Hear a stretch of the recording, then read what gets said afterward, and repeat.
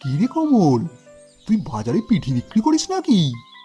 হ্যাঁ মোড়ল মশাই, আমি তো বাড়িতেই পিঠে বানাই আর বাজারে সেগুলো বিক্রি করি। বাজারে তো এখন সব দোকানই বন্ধ হয়ে গেছে দেখছি। এদিকে তো আমার প্রচণ্ড খিদে পেয়েছে, কি যে করি এখন।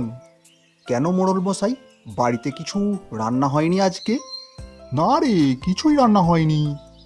সকাল থেকে আমার বাড়িতে গ্যাস নেই, তাই চাকর বাকররা রান্না করতে পারিনি আজকে।